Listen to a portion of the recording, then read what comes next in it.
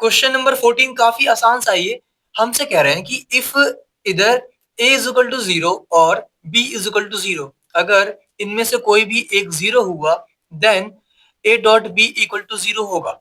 ठीक है, हम जानते भी हैं और ये होगा, मैं प्रूफ भी करने वाला हूँ कैसे होगा। और फिर कह रहे हैं but the converse need not to be true, लेकिन जो कन्वर्स है उसको जरूरी नहीं है कि वो भी ट्रू हो। मतलब ये अगर हमें गिवन है तो ये जरूरी नहीं है कि इनमें से कोई एक 0 होगा। शायद समझ पाए आप, नहीं समझे? फिर से सुनो।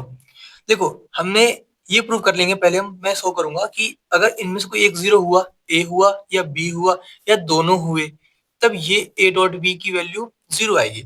लेकिन अगर मैं कहूं आपसे कि भाई ए डॉट बी की वैल्यू 0 है, तो बताओ क्या ए की वैल्यू 0 होगी या बी की वैल्यू 0 होगी? किसी एक की वैल्यू 0 होनी पड़ेगी। तो आंसर है नहीं। हो सकता है ए डॉट बी 0 हो, लेकिन इनमें से कोई भी 0 ना हो। मैं प्रूफ कर दिखाऊंगा आपको ये बात। ठीक है, क्वेश्चन समझ में आ गया? फिर कह रहे हैं जस्टिफाई और आंसर। पूछ रहे हैं क्या कन्वर्स ट्रू है, तो मैं कह रहा हूँ नहीं है ट्रू। मैं शो भी करूंगा कि ट्रू नहीं है। ठीक है, अब देखते कैसे। पहले इसकी बात कर लेते हैं। देखो, लेट कर लो एक्स आई कैप प्लस वाई जे कैप प्लस जेड के कैप, किसी को भी, ए वेक्टर को या बी वेक्टर को। ठीक है, ठीक है। और एक वेक्टर को क्या करना है, जीरो वेक्टर मानना है। जीरो, देखो कोई दोनों में से कोई एक क्या है, 0 है। तो अब बताओ ए डॉट बी की वैल्यू क्या आएगी, ए वेक्टर डॉट बी वेक्टर, बताओ क्या आएगा। अगर मैं इसका डॉट प्रोडक्ट निकालूंगा तो क्या मिलेगा? अच्छा, 0 का मतलब क्या हुआ? 0 का मतलब होता है 0 वेक्टर। ठीक है, जिनको पता ना हो कि इसका मतलब क्या है, इसका मतलब है 0 वेक्टर, मतलब 0 आई कैप प्लस 0 जे कैप प्लस 0 के कैप। अगर मैं इसका डॉट प्रोडक्ट निकालूंगा तो क्या होगा? आई से आई मल्टीप्लाई करना होता है, मतलब एक्स इंटू जीरो, 0 आएगा, वाई इंटू जीरो, 0 आएगा, जेड इंटू जीरो, 0 आएगा। मतलब इसकी वैल्यू क्या आने वाली है? 0। ओके, अब उल्टा कर दो। अगर बी वेक्टर की वैल्यू ये हुई और ए वेक्टर 0 हुआ, तब भी क्या मिलेगा? ए डॉट बी 0 मिलेगा। समझ गए? ओके, जैसे कि ए डॉट बी 0 मिला जब हमने बी को 0 माना और ए को ये माना। अब बी को ये मान लो और ए को क्या मान लो? 0, तब भी आंसर तो सेम रहेगा, 0 वेक्टर आएगा। ओके, अब इसकी बात करते हैं कि कन्वर्स ट्रू नहीं है।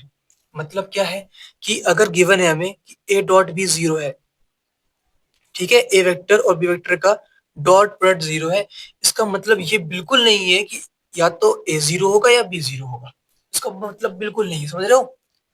मतलब अगर मैं कोई दो ऐसे वेक्टर ढूंढ दूं जिनका मैं डॉट प्रोडक्ट निकाल रहा हूँ, वो 0 आ रहा है, लेकिन वो दोनों वेक्टर 0 नहीं है।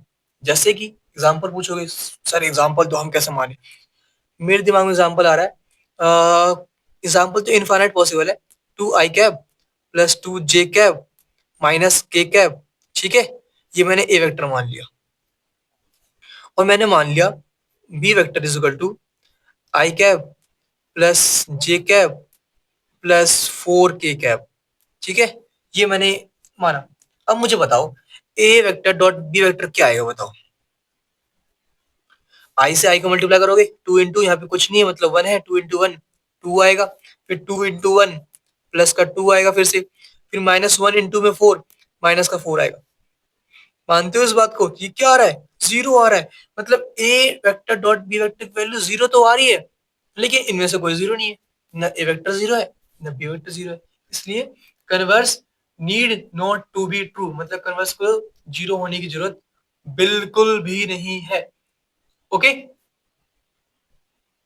तो यहाँ पे लिख दो hence converse of the given statement need not to be true. इतना आपको लिखना होगा। ठीक है।